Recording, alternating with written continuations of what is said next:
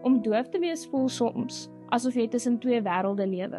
Die een waar almal praat en lag en deel sonder om te dink, en die ander myne waar ek moet veg om elke klank, elke woord, elke betekenis op te vang. Soos om in 'n film te wees sonder klankbaan. Jy sien die prentjie, jy volg die storie, maar jy moet alles self vertaal, met jou oë, jou hart en instink. My naam is Rianka, ek is woonagtig in Jeffreys Bay. Ek ly aan bilaterale asematriese sensorinoriese gehoorverlies. Dis nie iets wat ek kies het, of 'n weg kan vat nie, maar ek het geleer om te leef met dit.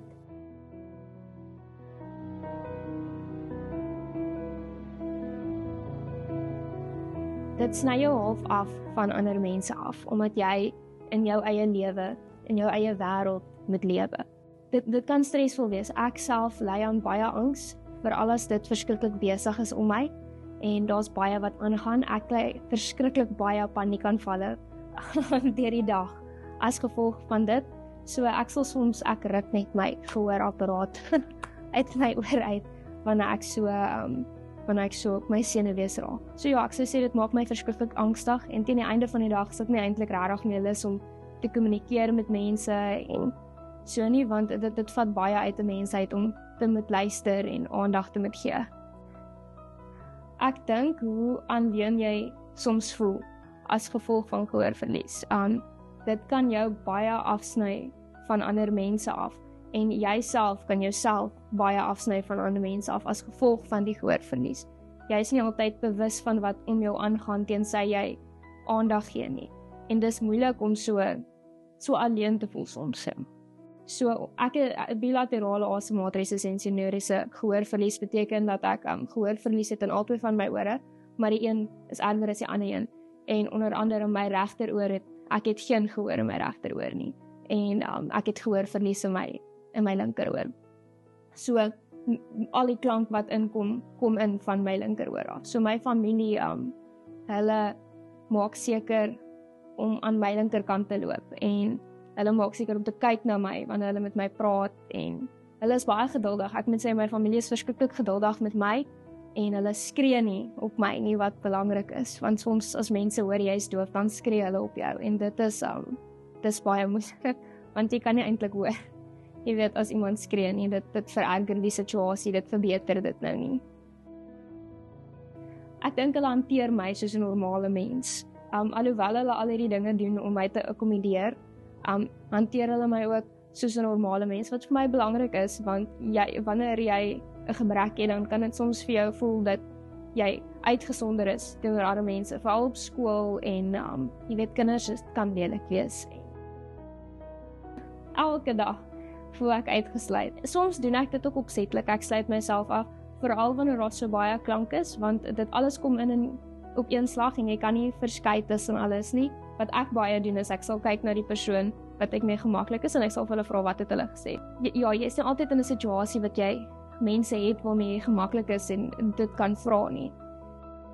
Ek maak gebruik van lippelees, en so dit is vir my belangrik dat mense met my na my kyk wanneer hulle met my praat, en as mense hulle woorde baie mooi uitspreek, nou nie skree nie, maar mooi uitspreek en klanke maak, dit help verskriklik baie. En dan ook oogkontak, en wat ook soms help is as mense met hulle hande praat, want dowe mense hoor eintlik nie altyd 'n hele gesprek nie. Ons hoor 3 tot 4 woorde uit 'n gesprek uit. Dit vat baie vir 'n persoon wat doof is om vir iemand te sê ek het jou nie gehoor nie. So wanneer jy met iemand praat met gehoorverlies, is dit belangrik om geduldig te wees en hulle veilig te laat voel in daai situasie, want dit kan maklik wees wat hulle dan nou in die toekoms nooit weer sal vra wat het jy gesê nie, en net so deur die lewe gaan waar hulle self heeltemal sal uitsluit omdat hulle te bang is om daai goed te vra. Ek dink dat jy nie dom is nie. Mense dink omdat jy doof is jy dom, en dit maak jy nie dom nie. Dit vat miskien langer vir jou om dinge te snap en die situasie te lees as wat dit vir ander mense doen. Dit is belangrik om te weet dat jy weet, die Here skep jou soos wat jy is, en jy moet sterk staan in jou situasie en in jou geloof. Gehoorverlies is ook maar, dis soos bril dra. Jy sit jou gehoorapparaat aan en jy's eerlik en jy sê vir die mense wie jy is, En as hulle jou gaan oordeel daaroor, is dit is hulle fout, nie joune nie. Daar's niks fout met jou nie.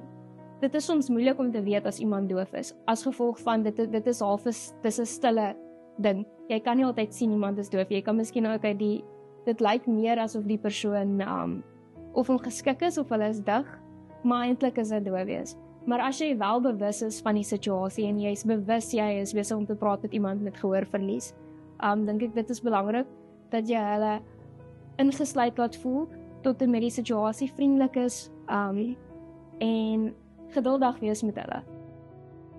Ek glo vas dat God my doofheid nie net toelaat nie, maar gebruik. Nie om my stil te hou nie, maar om my stem te gee wat anders praat.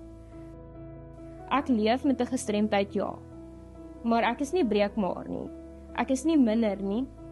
Ek is 'n kind van God, volledig geskape, geliefd en vas beslote om ander se harte aan te raak.